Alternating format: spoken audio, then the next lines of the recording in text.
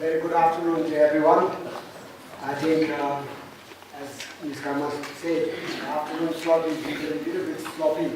But nonetheless, I think we have a very, very interesting topic with us.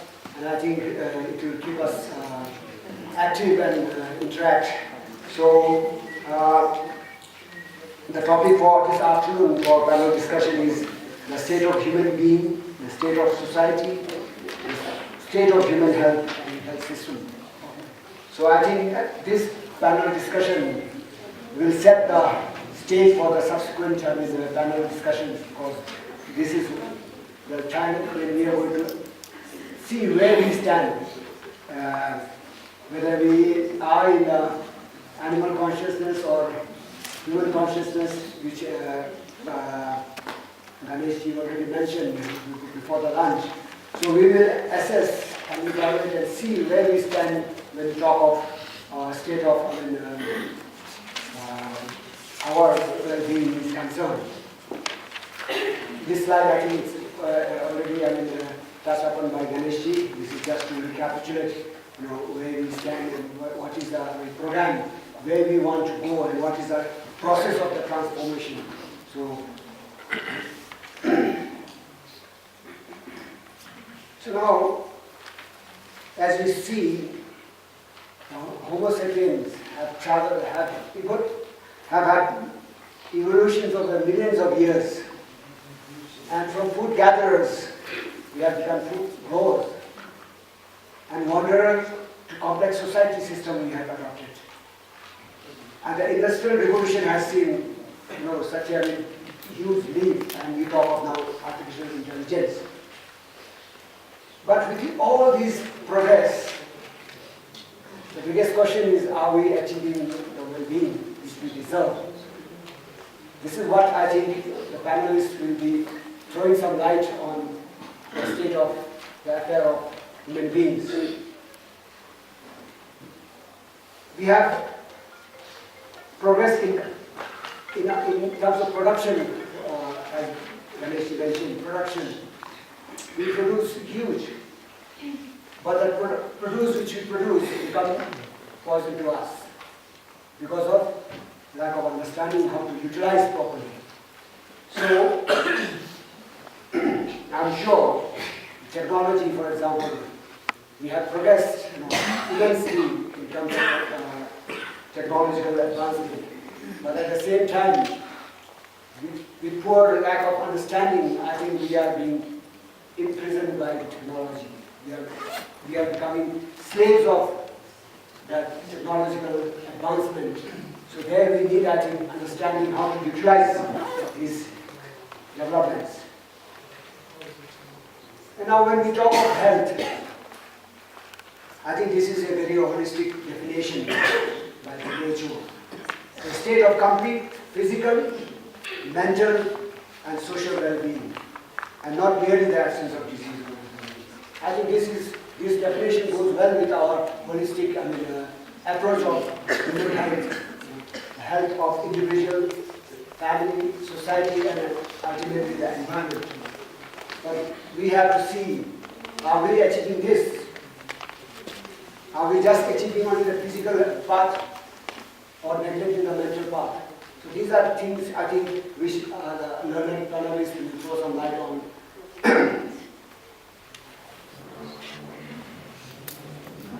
In terms of development, advancement in healthcare, I think you all will agree with me that we have been able to reduce the incidence of large number of communicable diseases. Actually, now we lose very less patients to infectious diseases, but at the same time, now communicable diseases are taking over. They're becoming even a big problem, public health problem in our country also, a small country. And in the past, the causes of death used to be diarrhea and malnutrition, particularly in children. But now we are seeing obesity. And in the younger group, we are seeing drugs and alcohol and substance abuse. So things are changing, but changing for good or bad. That's what we have to see. And tremendous success in handling emergencies and trauma. That's true. we have advanced the technology in treating patients, but at the same time, the traffic accidents are claiming more lives. And then, when it comes to treatment facilities, we have sensitive and elaborate state-of-the-art tests for diagnosis. But at the same time, the escalation of cost is huge. And even we see, poverty due to medical treatment. So where does our well-being stand in vis-a-vis this kind of progress in the society? And we know that lifespan of human being is increasing. Even in Bhutan, from around 40 odd years, now it's become almost reaching 70. But at the same time, we have to ask, is the quality of life which we are leading is really good or bad? Or is there anything which we can do as a society? And then when it comes to mortality, the top 10 causes are mentioned here, but these causes account for almost 50% of the causes of death in the world. It is a statistic of 2015. And from about 50 million odd deaths, 50% is caused by these 10 causes. And you see that ischemic heart disease and stroke, these are the two highest killers. And these are all lifestyle-related diseases. And lifestyle-related diseases is due to lack of understanding of the cause of the disease. So there, I think we have to see what is the role of understanding human value education in terms of reduction of the mortality.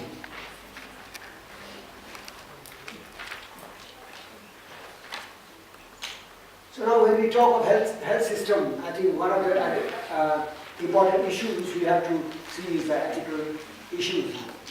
With all this progress, state-of-the-art medicine, mushrooming of health facilities, where do we stand when we talk of ethics? Because that is one of the important aspects of healthcare system.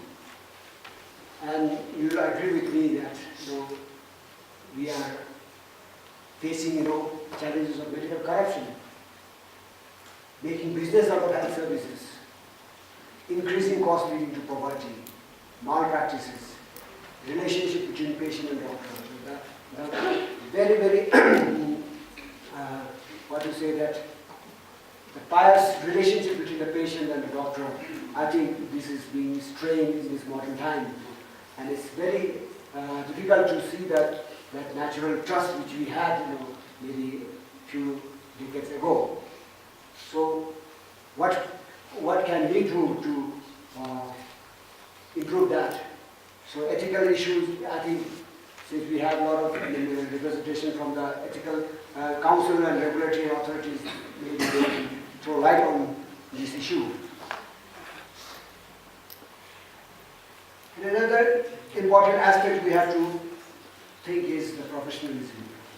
When we talk about professionalism, knowledge, skill, and attitude. And knowledge and skill, I think we have progressed. Knowledge and skills of the health workers have developed exceptionally. But the attitude part, I think that is what we are facing the challenges. The media is punctuated by maltreatment, ill-treatment of even patients by the health professionals. So I see this knowledge and skill is there, but we need this attitude, the right attitude to drive these two other components for better care and for better health care for the patients. So with this, I would like to let's say stimulate my panelists to throw light on this and collectively see where we stand when we talk of these issues. So now I would like to invite the panelists to the dais First, Professor Dr. Muhammad Rahul Amin, Director, Students Welfare, Moderator, Agriculture University, Bangladesh.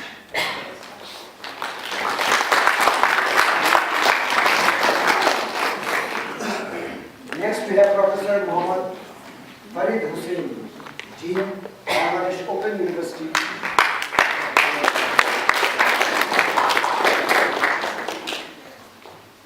Third, Dr. Saraswati Thangaraju, CEO, International Institute of Science, Manti, Indonesia.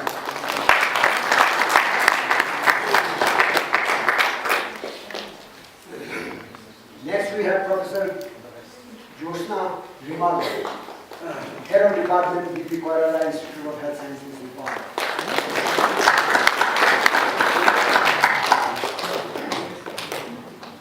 Next, we have Ms. Fatima Nala, Faculty of Health Sciences, Maldives National University.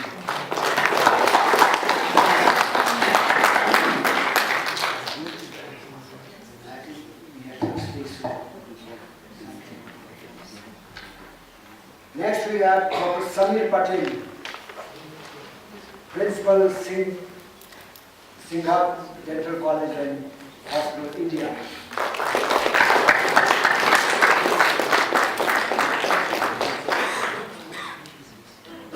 And next we have Professor Virapur. Okay. Then we have Mr. Mangal Singh, Research Officer, Research Ethics Board of Health, MOA, Minister of Health.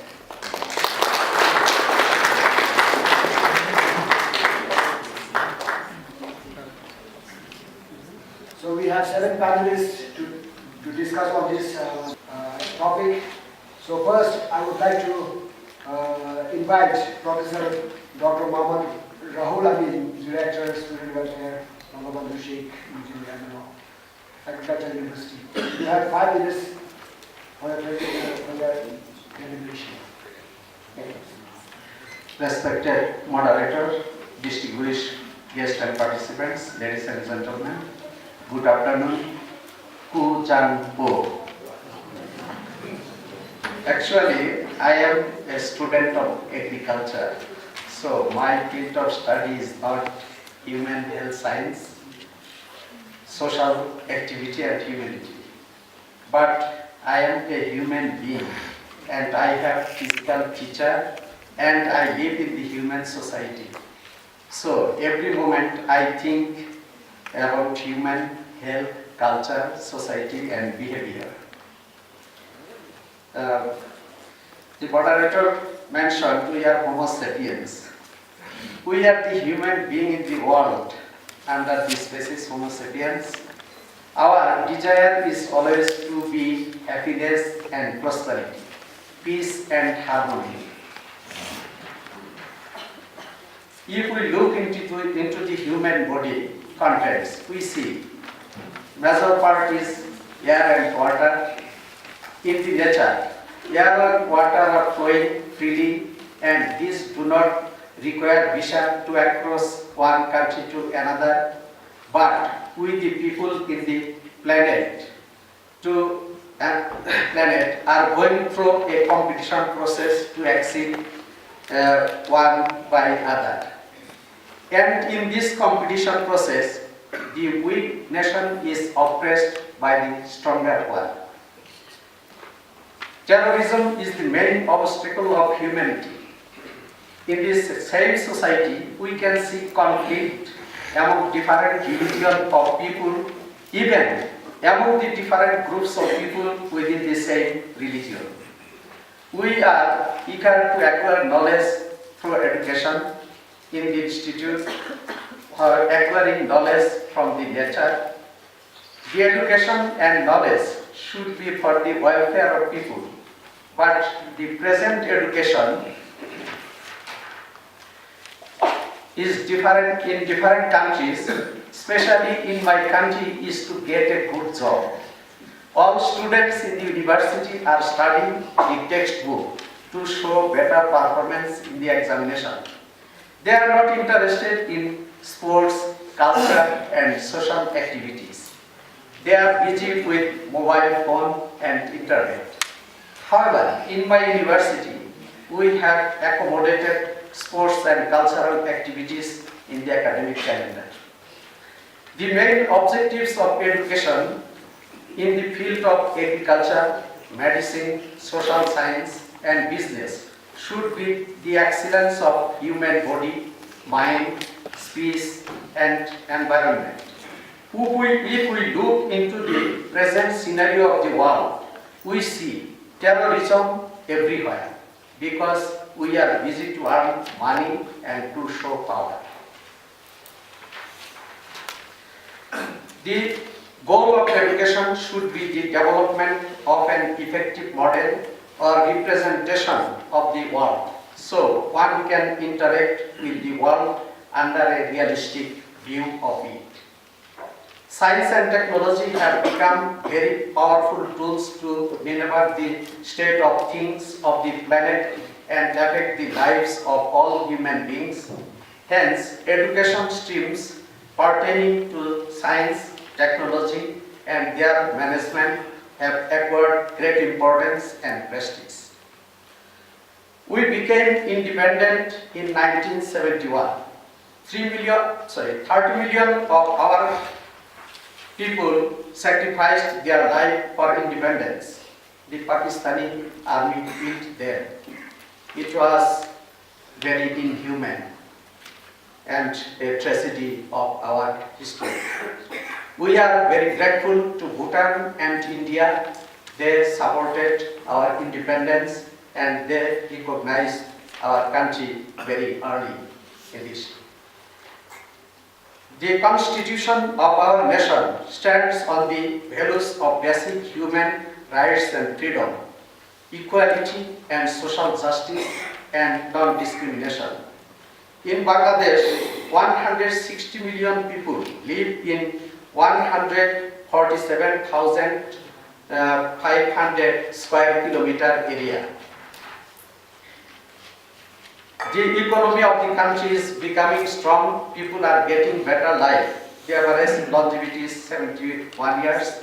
Now the globalization is a process which is bringing the world closer economically. However, there is also increasing deprivation and conflicts within societies. But we hope mutual understanding, harmony, peace, and prosperity. Thank you, everybody.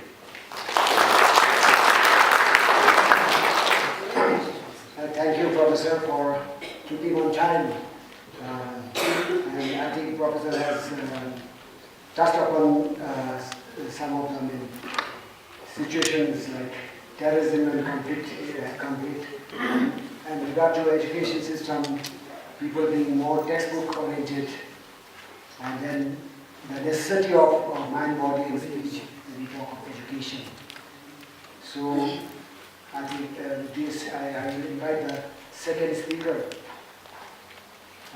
Professor Mohammed Khalid Hussain, Dean Bangladesh Open University. You have the floor. Thank you, Honorable Moderator, respected participants, respected guests, ladies and gentlemen, good afternoon. Welcome to all of you to this special session. The 7th International Conference on Human Values in Higher Education on the theme Education for Holistic Human Health. We progress in skills, develop and use new technologies. We are unable to ensure ethical use of the technology and uphold human values and professional ethics in the society. Education system has become skill biased and there is no emphasis on human values. Degradation of human values has become a phenomenon in many countries. The trend of decline in human values poses serious threat to the future. In Bangladesh, 142 public and private universities are operated, which are accountable for providing higher education in the field of agriculture, medical, engineering, business, humanities, and other sciences. These degrees are making students knowledgeable, but fail in developing human values. Nowadays, unfortunately, students of higher educational institutes are involving drug addiction, unruly behavior with teachers and elder persons, sexual harassment, cheating, teasing, suicide, etc. These all are alarming signs of human behavior in the society. Today we discuss how further efforts can be made for implementing universal human values, particularly in the health education. Good clinical practice cannot be separated from correct professional and ethical behavior. Current clinical training, which focuses only on the biomedical aspect, also need to incorporate lessons on moral and human values. The moral development of medical students included educating them on ethical behaviors also. Ethical behavior integrates moral sensitivity, moral commitment, and moral behavior with moral reason. The Constitution of the People's Republic of Bangladesh set out the state's obligation to make sure public health to all citizens. Over the year, the country has achieved impressive progress in enhancing primary health care services. Bangladesh faces a lot of challenges in the health system. These challenges must be resolved in order to improve the existing health system. Many patients are being harassed in the name of treatment. A group of physicians prescribe the patient for doing unnecessary tests, as many patients cannot bear the expenses. In some cases, it is seen that people become the victims of wrong treatments or negligence of the physicians. Most of the complaints in public health service are regarding behavior to caregivers. Stealing and selling newborns from public hospitals is one of the branches in Bangladesh, with at least 16 such incidents over the past year, according to police and non-government organization statistics. With only 5 babies recovered over the past year, the trend has spread. Fear among would be parents, especially rural dwellers and lower income groups, who use the services of public hospitals for free or nominal fees. Recently, a private hospital of Tshering city has been accused of handing a dead baby boy to a family instead of a girl who is alive. However, the hospital authorities say it was a mistake and gave back the baby girl to her family when the news spread. Sometimes interns doctors of different medical colleges, hospitals, calling an indefinite strike, protesting assault by relatives of a patient who had no satisfied about hospital treatments. Patients from all over the country suffered due to strike, especially expectant mothers, patients waiting for surgery, and other emergency patients. All these situations are ethical. The government of Bangladesh has taken necessary steps to overcome the crisis. The Health Minister of Bangladesh has said the government is enhancing a new law to stop private hospitals harassing patients over unpaid bills in inhumane ways.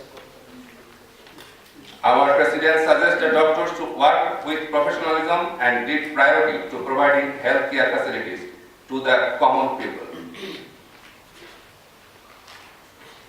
Finally, my suggestion is it is necessary to develop appropriate curriculum and syllabus for imparting universal human values in all levels of education in Bangladesh. Immediately start incorporating the course of moral values and ethics into the curriculum of higher educational institute, including medical college, nursing institute, paramedical institute, etc. Need to law to stop patient harassment at hospital, clinic, and diagnosis center. Thank you for all patient care.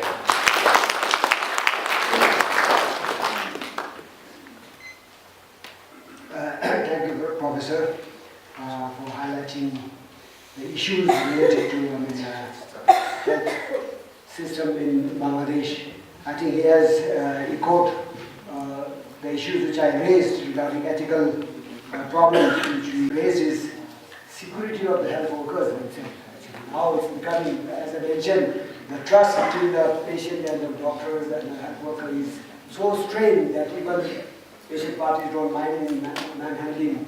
So that is a big issue, and we have to see what is the cause and how we can resolve that. So I think that is a very interesting issue brought up by Professor. And of course, I think a very strange incident is that stealing of babies from hospital. I think that is something very, very alarming, I think. So just now I just restricted these two comments, and now I would like to invite the third speaker, Dr. Saraswati Tangaraju, CEO, International Institute of Science in Manchi. Okay, and thank you, sir. Thank you to all of you for being here, and also to the organizing committee to invite me, or in a sudden new participant from Malaysia. Right, I'm a staff nurse, I'm a nursing lecturer, and looking into the current practices when we go into hospitals nowadays, doing observation on students. 4 years ago, when I went into the hospitals, we were trained quite long ago, in 1990s, and the changes in the practices, the attitude of the healthcare practitioners. When I say healthcare practitioners, I'm talking about doctors, nurses, physiotherapy, dietitian, nutrition. Hand washing is something that our mothers teach us, fundamental thing in our house. Agree? Yes. As soon as we know, they will teach us when we start eating, hand washing. And that practice is gone, or it is no more the way it is supposed to be. And that is being now one of the major issues in current healthcare.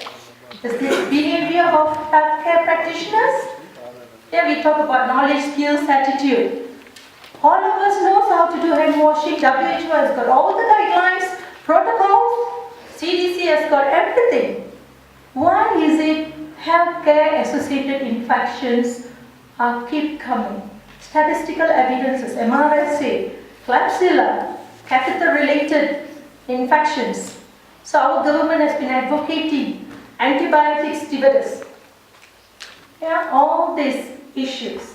Now, looking into it, I went and asked somebody, I don't mention the doctor, nurses, which one you wear first? Personal protective equipments. Mask, glove, gown. So, which one you wear first, they know. Which one you take out first? Yeah, mask, gown, glove. Which one you wear first in order, and which one after the patient contact you take out first? They get caught. That is a very serious problem, and that motivated me to start my PhD work. Now, everybody learns in silo. Doctors learn in their silo. Okay? Nurses learn in their silo. Infection control module. Agree? Anybody here come from a nursing school or medical school? Oh no, we learn together with the nurses from the day one. No, everybody learns in silo. But the CDC, WHO protocols, all the same. Worldwide. Where are we going wrong? The behavioral of the healthcare workers.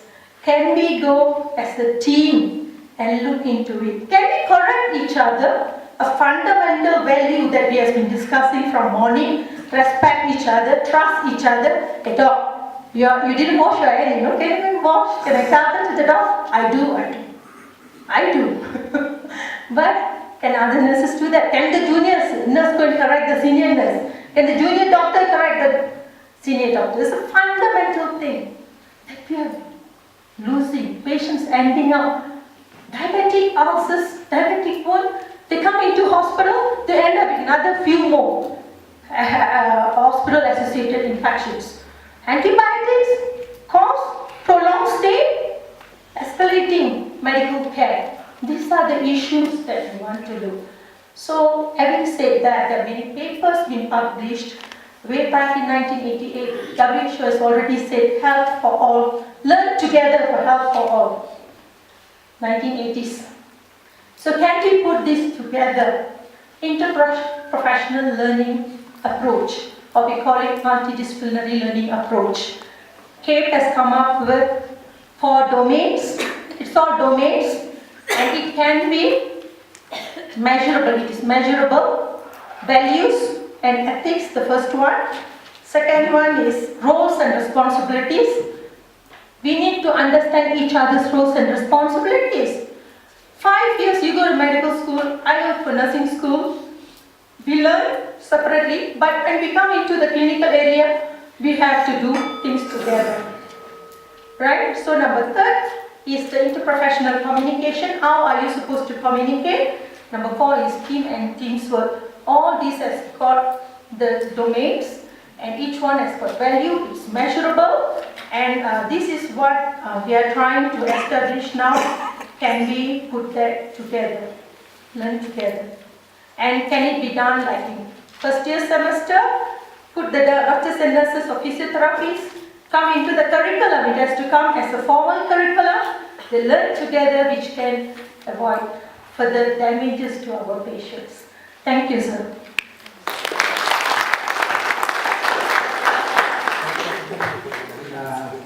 Thank you very much. It was really interesting. You brought out many pertinent issues which we face in our daily practice. Interprofessional collaboration is a big issue, and developing in silos is an issue.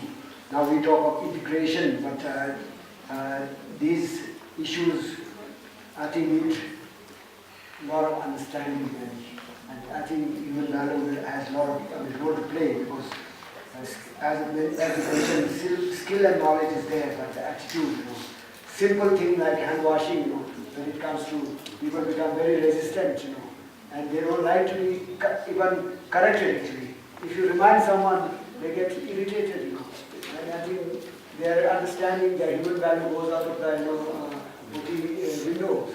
So I think it's very, very important. I think we have to infuse this kind of value system in our medical education curriculum. I think that's very, very pertinent. So with this, I would like to next invite Ms. Fatima Nala. No, Professor Josh Nariman. Sorry. Namaste. I'm Jyotsna Rimal from BP Korala Institute of Health Sciences. I am basically a dentist. I also have a fellowship in medical education where I devote a lot of time in curriculum as well as assessment. In the morning we talked about aspirations. So it could be individual aspiration or it could be institutional aspiration. We all have our professional goals, but the way we do things nowadays, we really have to think how our appointments, roles and responsibilities are made. Is it based on the credibility, or is it based on being a near one of somebody very influential? Many a times it is the second one, being near to somebody very influential who is in a position to put you in a place where you want to be. And that really is a challenge in present context, especially in the Southeast Asian region.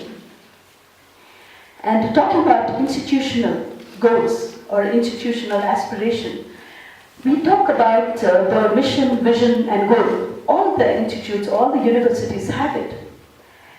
Now it is time for us to go and revisit whether we have included value education in our mission, vision and goal. Another important aspect is the teacher-student relationship. Most of the time, the students are scared to be new to the teacher. Many a times we have also encountered that if we are walking this way, students, when they see us, they want to go the other way around. Why is it happening? Why is there such a big distance between the teacher and the student? Is it something wrong with us? It is time for us to reflect on that. Actually, the value education comes from home. And in the morning, Professor Rajiv Sangal, he mentioned that it is not just the health professionals who is the mirror of the society. We also are entrusted with the responsibility of being a role model. So it is very, very important that we include value education in our curriculum. Another important aspect which we kind of are missing now is the honesty, academic honesty. With the advent of the IT technology, where we cannot match, we as teachers, we cannot match in IT skills with the students, what we can impart is the value by being a role model, by being professional, and giving weightage to those values. Most of our assessments don't give that value. We only test knowledge.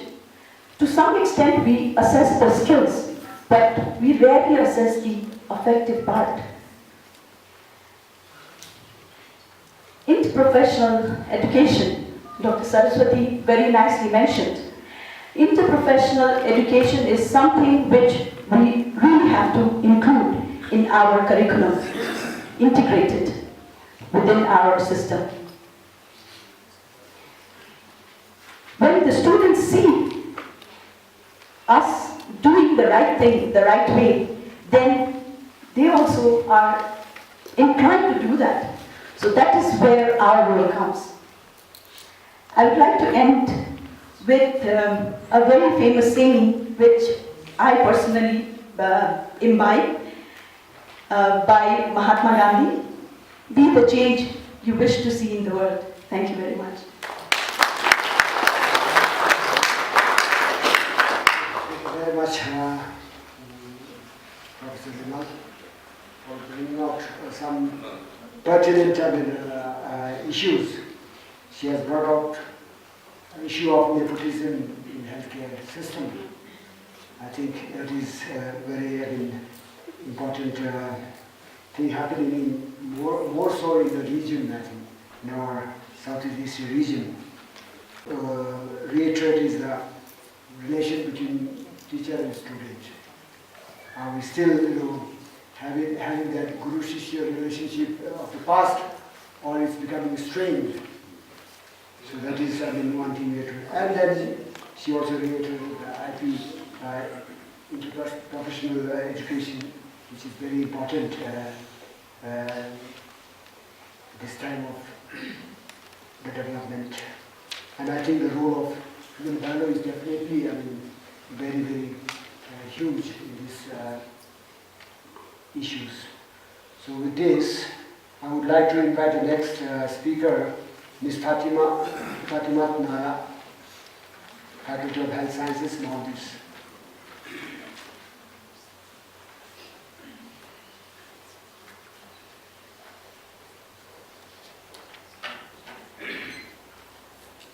Esteemed moderator and respected participants, yes, I'm Fatima Nahla from Maldives, and I currently work in the Maldives National University. But I consider myself as a student, and we all are, I believe. And coming from a sociology and psychology background, also into social policy. I myself was a teacher for primary students earlier, and then currently in the university system. I'd start with giving a bit of background about Maldives, because I've been asked by a lot of people about Maldives, so I thought a bit of background, because I'll be talking about the context of our society here. So we're the smallest nation in South Asia, in terms of population as well as in terms of land area. We have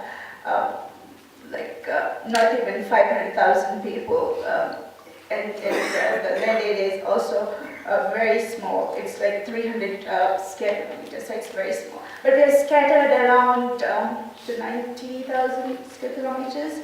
So there are like 1,190 islands, and only 188 islands are inhabited. So when we are talking about health and education and all those things, like geography is a challenging factor in our country as well. So coming to the state of human being in the state of society, I think we are living in a time in history where the state of human being in society must be better in all respects than the current level. Because if we can commit the compassion and the resources that we have at our disposal, the world can be a much better place. When we talk about well-being, it's an outcome that has in it several dimensions. Often, when we practice as social workers or counselors, we talk about the biopsychosocial spiritual model, which we think is very much in line with the universal human values as well. Coming to, in general, when you look at the world statistics, it may tend to show a very fascinating picture that we are achieving things through MDGs and SDGs. But if we look at the state of disadvantaged and marginalized and vulnerable sections of groups, I think the picture is different. We're talking, let me take the very obvious categories such as poverty, so this, like health, education. We may find countries achieving those goals. But when we look at specific sections of population that are marginalized, and when we look into gender, there's still disparities, and when it comes to mental health, still we look more into physical health and well-being, ignoring the mental health. So there are the non-obvious categories such as gap between haves and have-nots, the shelter and space people living, and the home ownership and rental postponed by women and single heads, the urban living condition. I think it's a bleak picture. When we look at motives,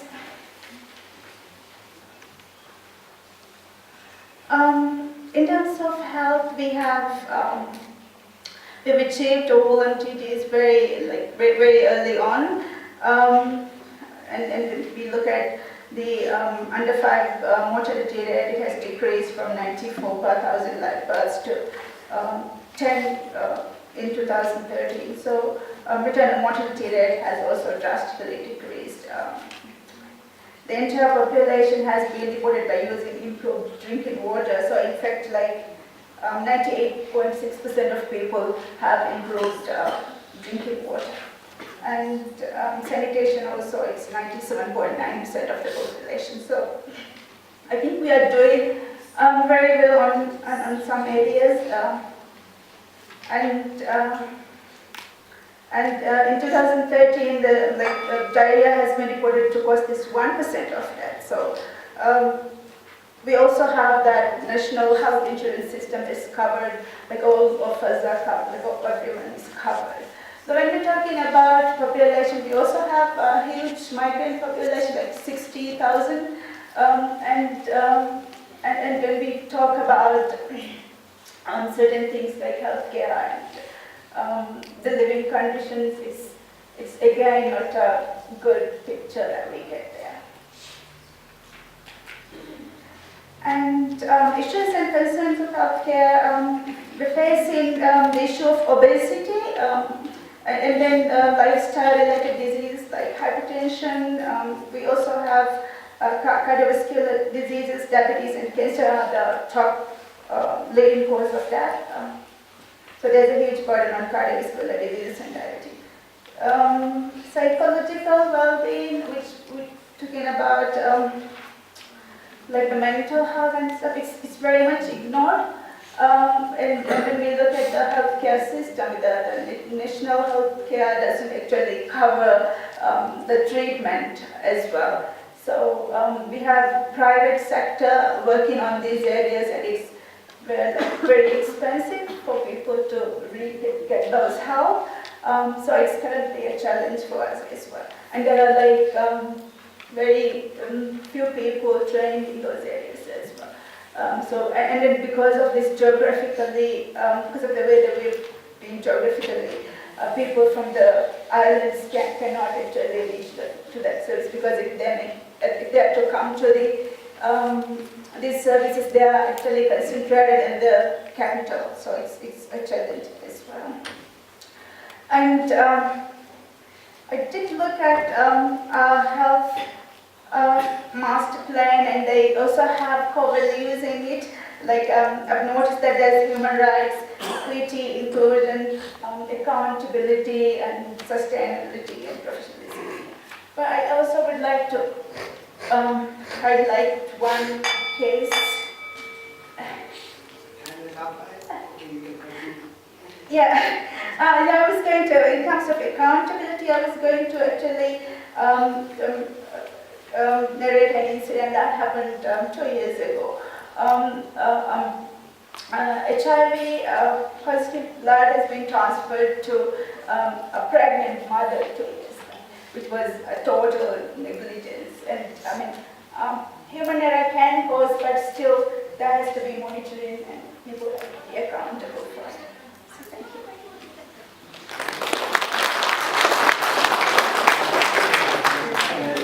Thank you, Ms. Fatima. She has updated us on the health status of Maldives. I think Maldives is a very small country, and I think economically well off. But nonetheless, you still have issues of lifestyle-related issues, and mental health. The I component of the health is also missing. People are concentrating more on the physical aspect. I think that is where we need some understanding. And then you talked about when the system of health insurance. I think that is a big interesting issue when you talk of healthcare system. Actually, and much has to be done in this field. Actually, in most of the developing countries. Anyway, so. With this, I would like to now next invite Dr. Samir Patil, Principal, Singhat Dental College and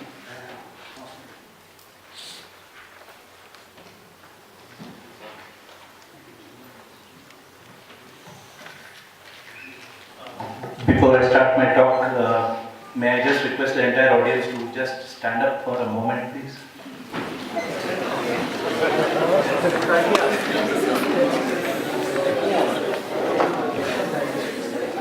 Thank you so much.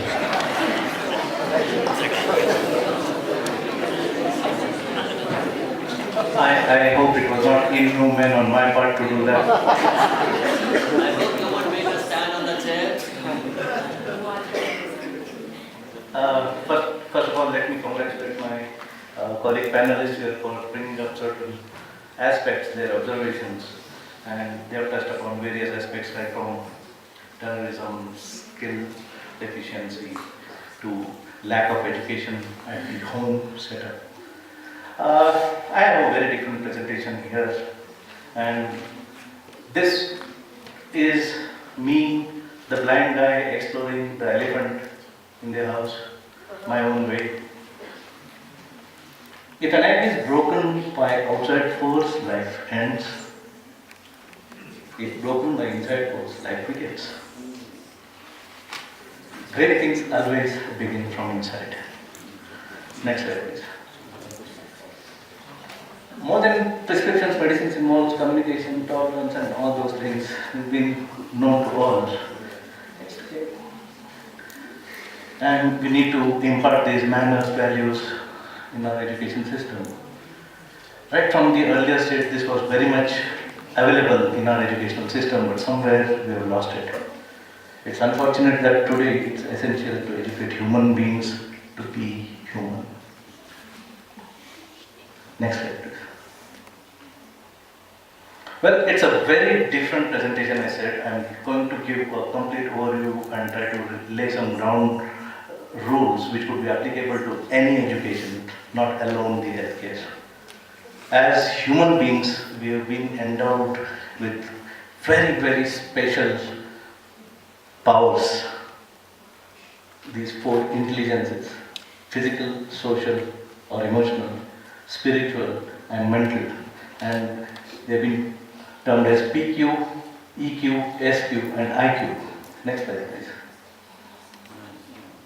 Question to Ganeshji when he was talking. Why are we moving away from being human? That's the question that always haunted me. If you look at some things that I mentioned, I would like to mention here all that I'm saying here, most of it is taken from the works of Stephen Covey, the author of 7 Habits of Highly Effective People. That's a book I would recommend each and every one of us to read. Not that I'm trying to market that here. Well, we all have certain centers around which we move our lives, as family, money, work, possessions, and all those.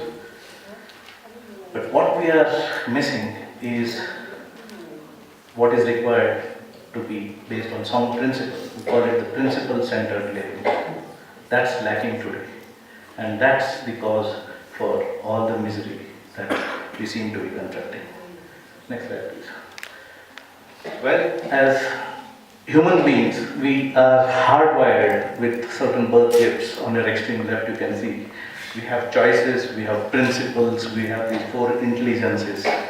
And if you look at this entire picture, at the bottom part of the floor, you can see how a fragmented individual becomes a victim of the society, how he is gone by what is known as a cultural software, what society thinks, what society expects. It's an outside in, a quick fix kind of a philosophy that individual is taking. So in terms of those 4 intelligences, the IQ is of victimism, PQ is of indulgence in anything, overindulgence in anything. The EQ is based on a social mirror, and the SQ, the spiritual quotient, is leading into ego. And then his entire life, he loses his own voice, and some of them go on to subdue and prevent others from expressing their own voices, leading to mediocrity. On the other end of the spectrum, you have a creative force. I related the egg. The force is from within. It's an inside-out sequential process, leading to a holistic development of an individual, person with having all these values. For him, the vision is the IQ, the PQ is discipline, the SQ is passion, and for the spiritual quotient, he has the conscience. And he finds his own voice, and more importantly, he inspires others to find theirs, leading him to greatness. I'll just take 2 seconds, sir. Next slide, please. I'll run through this. If you look at this, from dependence, every individual moves to become an independent person, and from independence, he has to traverse to what we call interdependence. The bottom half of it, we call it private victory, where someone achieves victory over himself first. He understands and gains control on himself. And once he does that, he achieves in the next domain the public victory. Next slide, please. I'll skip this. It's the same one. Next slide, please. Now, this is something, if maybe down the course, this is what is my solution to this entire problem. If you look at this, we've got primary education, secondary education, higher education. And I call this the structured part of the education, where we as educationists have some control. We could do something about it. We can have certain ground rules to run these programs. But what we are missing is the home and family education on the extreme left flank. And what we are missing is the community and the industry. Every individual who is walking is being educated with every interaction. He's developing certain paradigms. And what we need to do here is, maybe next time there's a time I can do that, there is a need to get control of the home and family, and the primary educators can develop this, where they can closely start interacting with the home and family setup and try to get those social values. We, in the current system, we are trying to use one shoe which fits all. It's not going to work. We need to understand every kid that's coming to the school comes from a different background. He comes with different paradigms. It's influenced by his own family, and he cannot be kept at the same level. So, and then the higher education can work with the community to develop the same. That's the solution. Just one important thing, sir. In India, between the secondary education and higher education, we got certain entrance exams there. And these exams are trying to test the knowledge domain of individuals. And today, as we know, how important is knowledge? If you ask me, it has lost its relevance today. Google Baba knows everything. And if you look at it, I missed one slide there. The quantum of time that is spent on acquiring knowledge is so overwhelming in our curriculum today that the skills and the attitudes are not having enough time.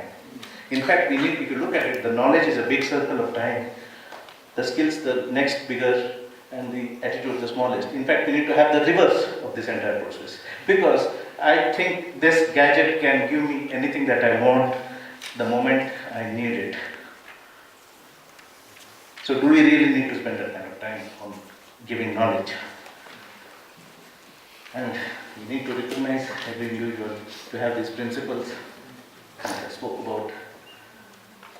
Next slide, please.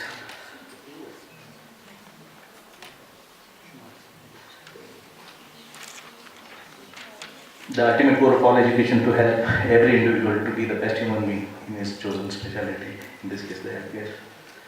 You have to grow from inside out. No one can teach you, no one can make you spiritual. There is no other teacher but your own soul. Thank you.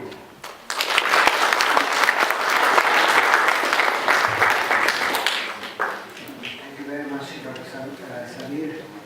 I think one thing I could take from your this thing is the inside journey, which our chief guest also mentioned, that we have to go inside, and the power lies within, actually. You know, as you showed very nicely, the example of the egg, which is very pertinent and it's quite interesting. So inward journey is important, and then you also showed us the levels of interventions which we can take place to educate ourselves and our children and our people, right? And then stressing the important role of home and family care, education, and the community role of community. So with this, I would like to invite our last speaker, Mr. Mangal Singh, who is the research officer, Minister of Health, Bhutan. Honorable Moderator, distinguished delegates, guests, participants, good afternoon and kuzambo.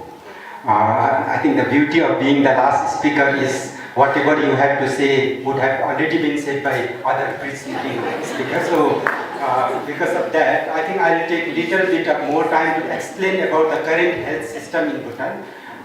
But in 5 minutes I can talk only so much, because there is so much to talk, but I can talk only so much. So, thanks to you, you would have got the gist of the achievement and the status of the Bhutanese health system from the speaker, including the chief guest in the inaugural session and the welcome speech and all other speeches. But I just would like to reiterate, thanks to our visionary monarchs, the leaders, healthcare providers. Because of them, we had a commendable achievement in terms of health system in Bhutan. In terms of the conventional indicators, I'm talking in terms of the conventional indicator like MDG. I think Bhutan is one of the few countries that have achieved MDG, all indicators of MDG. Similarly, if you talk about health infrastructure, the modern development in in Bhutan started only in 1960s. So when he started modern development, we had just 2 hospitals and 11 dispensary, catering to so many population, entire population. But today, we have almost 300 health care facility, hospitals and all, and it's a 3-type system. And for the information of the guest here, our nationals already know this. The healthcare services in Bhutan are provided free by the state to the citizens at the point of care or the service delivery. So it's provided free, and it is one of the principles of state policy enshrined in the constitution of Bhutan. So, as I said, even we have so much. I cannot talk on all the achievements that Bhutan has made in terms of thing, like even a moderator in his slide, he has mentioned about Bhutan being able to eradicate some of the diseases. But on the flip side, there are problems again. There are problems because if you look at the thing, there is something called epidemiological transition that was also highlighted by the moderator.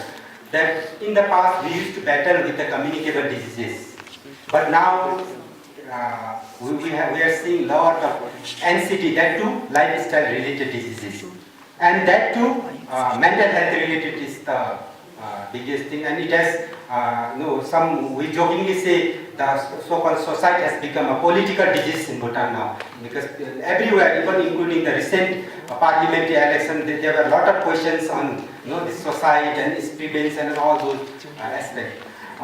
Similarly, even we have heard in the morning, prevention is better than care. But how do you prevent? Everybody knows prevention is better than care, but how do you actually want to prevent these diseases or the health problem? So I personally feel the universal human values could provide answer to realize this prevention being better than cure, because it talks about not only Sayam at the personal level, it talks about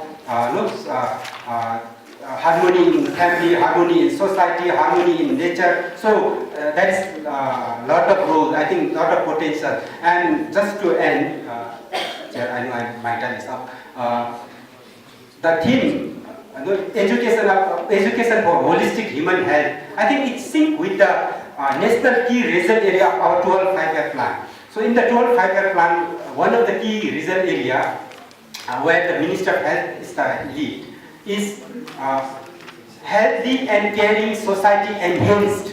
That is the goal, the key result area that we are working on. But as I said, it's not health and happiness is not one man's role. Everybody has to play his own role. I think if the universal human value could spread, I think this problem we could achieve this goal. Thank you.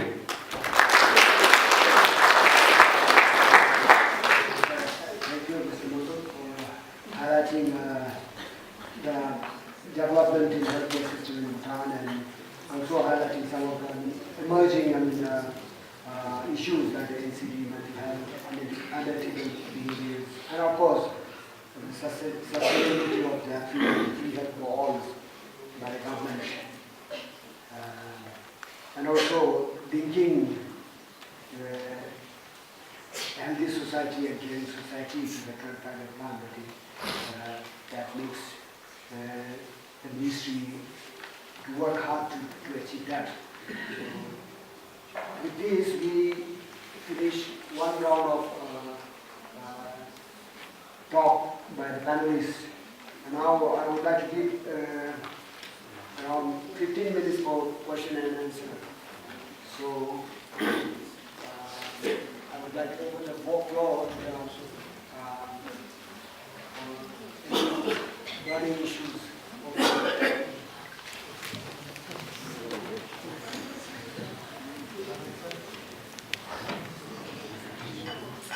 Good afternoon, everybody. Hello. I am Professor Parashar from Ajay Kumar Girls Engineering College, Ghaziabad, India. affiliated to Dr. Abdul Kalam Technical University, Lucknow. My question is to Dr. Ruhul Ami. Am I right, sir? Yes. Yeah, if I remember, you had spoken about that the youth and the students in Bangladesh, they primarily look for good job and good life, which means there's a tremendous scope for the spread of human values still. I think so. My question may sound a little political, but it is not political.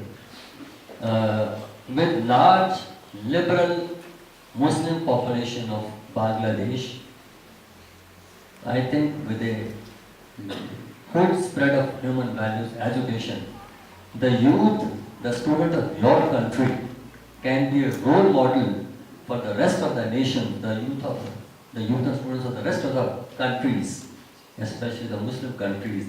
Why I am saying so? Because you made a mention of terrorism, which is widespread and we know about it. So, is you as a nation conscious of this fact that with proper spread of human values education, the youth of your country can be a role model for the rest of the youth in Muslim countries, where the mindset can change and we can have a better world to live in from terrorism point of view? Maybe Dr. Farid Hussain can also join in answering this question. Thank you very much. Thank you for your question. Our young generation is very cooperative and I think peaceful. You know, during our liberation, 30 million people sacrificed their life. Pakistan army killed them. But we did not take revenge. We gave pardon. This is the worldwide recognition of the Bangladesh. Another thing is, you know, 4 to 5 months ago, 1.2 million people came in Bangladesh as refugees from Myanmar. We are providing them in Bangladesh. Bangladesh is a Muslim-based country. 82% people is Muslim, 12% Hindu, and rest of them are Christian and Buddhism. There is very congenial atmosphere. I mentioned terrorism, global terrorism, not in Bangladesh. Global terrorism is also the part of Bangladesh, also the part of India, also the part of Bhutan. I mentioned this one. So, if we get a congenial atmosphere in the world, so we should be free from terrorism in global, not in any country. Another thing is, our youth generation, I mentioned, they are interested for getting good job. They are becoming very sincere, but they are becoming a little bit selfish. So, there was joint families in Bangladesh and also in the Indian subcontinent. Now it is broken, becoming broken.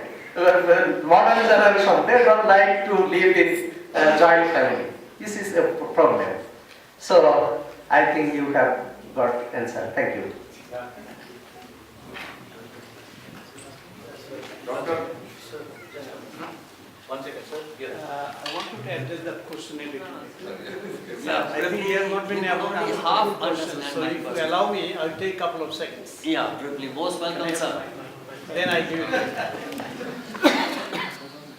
Sir, you were talking about the role of students in Bangladesh. Youth and students. All of you might remember the 21st February 1952, when the student community stood against the mighty force of the Indian Pakistan. The Pakistani government wanted to impose Urdu as the state language, and it is the student community who stood against the mighty army led by Sheikh Mujibur Rahman. He was then a young student leader.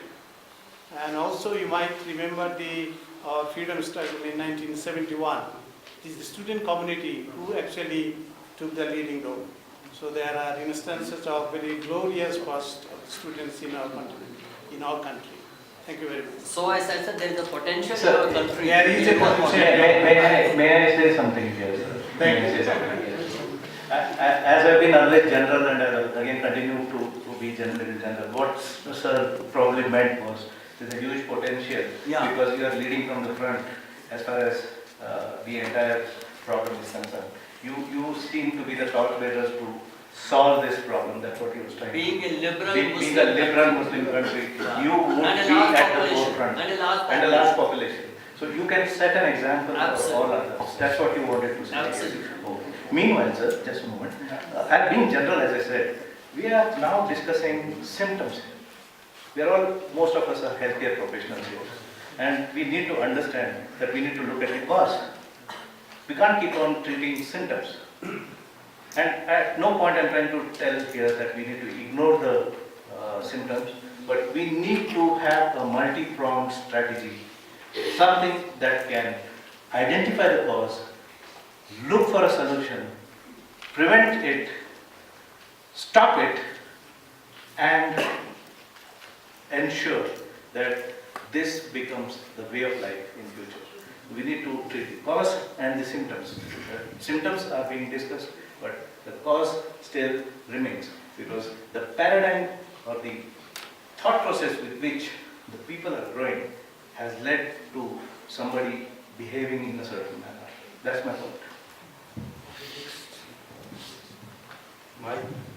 My question is to Professor Jyotsna Rimal. Yeah, I am Dr. R.B. Solanki, Vice Chancellor of CRS Jeev University, Haryana, India. The question is that you hinted about the dwindling value system of the teachers. But when we analyze it in toto as a society, we generally find that teachers in the society, at least in the Indian setup, is regarded more than any other professional. We have lawyers at our houses, we have doctors as our relatives or friends or family members, but my feeling is that the deterioration is somewhere else in human values and all. We need to focus those areas as well. Thank you. Thank you for the comment, sir. What I meant was, yes, students are watching us. Many a times the issue which was brought about by Saraswati ma'am, teachers or clinicians, they fail to wash their hands before or after they do the examination, and student is watching that. That is what I meant. We have to be a role model for that. We have to do right things. And multiple times students have identified that there is a difference in what is written and what is done by the role model. So that difference has to be bridged. So that is what I meant. Yes, thank you.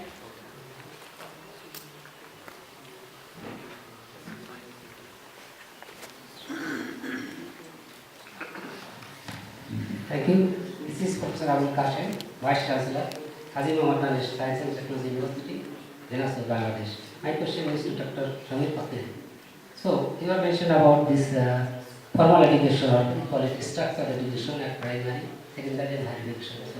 But talking about the family, home and family, and community and industry.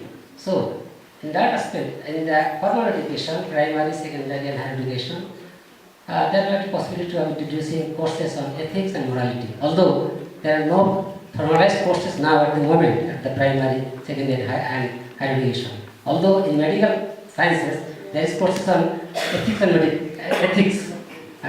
in medical sciences.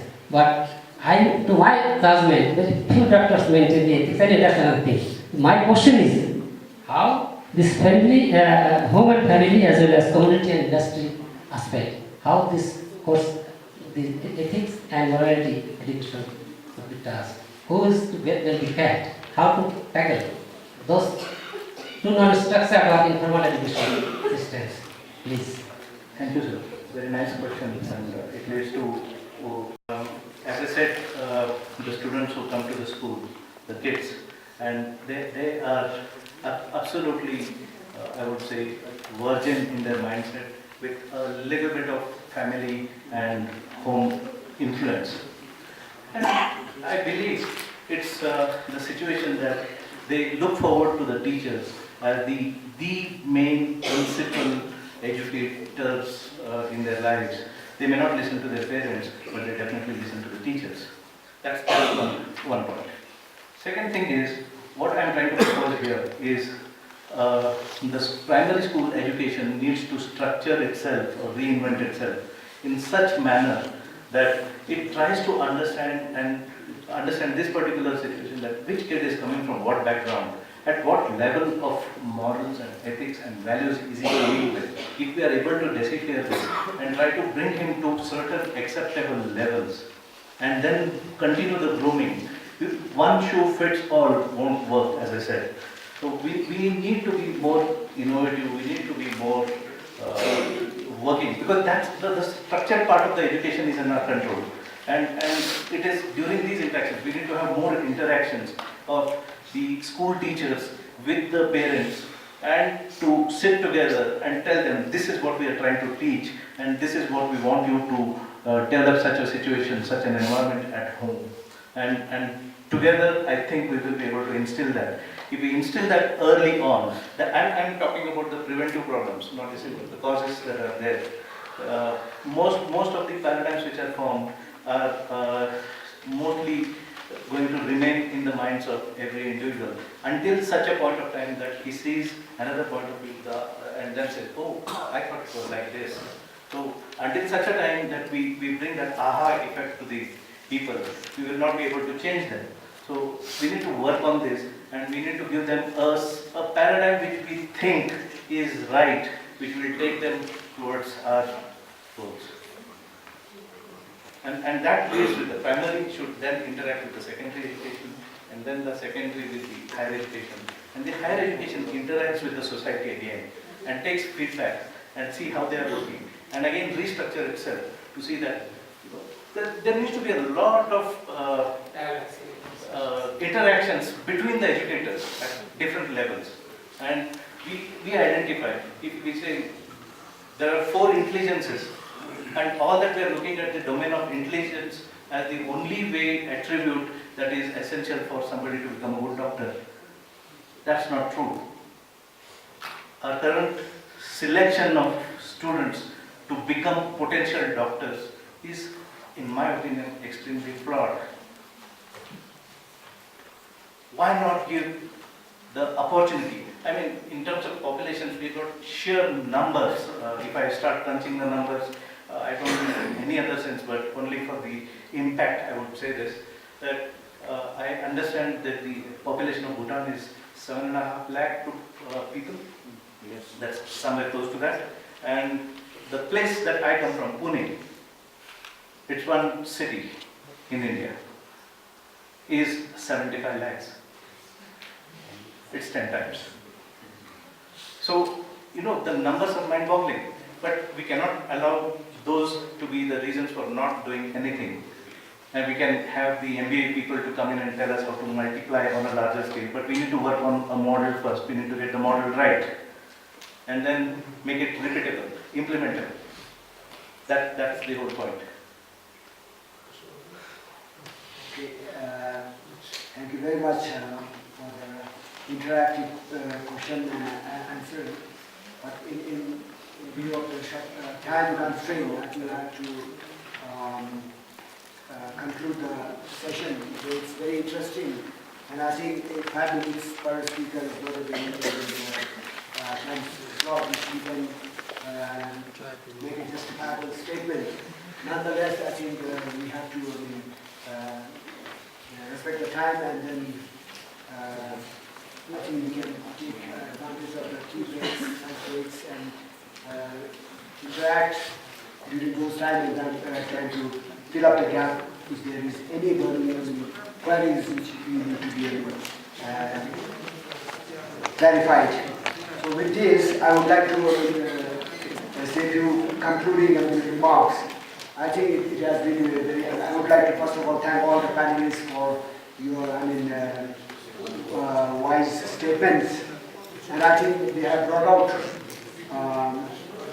certain definite critical issues which are prevalent at the moment, particularly the ethical issues and the issues of attitude of the health professionals, and even the interprofessional relationship and the need of education to be able to collaborate among the health workers. And one important thing which has been stated again and again is a role model. I think that is a very important issue for health professionals. I think very often the younger generations, they look for role model and try to emulate them and follow their footsteps. So I think that way the teachers and the seniors, they have equal important role in building up a very good example. And if they demonstrate the human values and important values which is required in management of patient in terms of love, compassion, respect, integrity, I think then that way human value has big role to play. And I think inculcating and introducing medical human value in medical education, I think it is a very, very good opportunity, and I think we have to work harder and make it a thing which is possible and ingrain the human values in our medical curriculum, so that future health professionals will be able to give humane health care to everyone. So with this, I would like to once again thank the audience for patient listening and the panelists for your wise statements and making it a lively panel discussion. Thank you very much.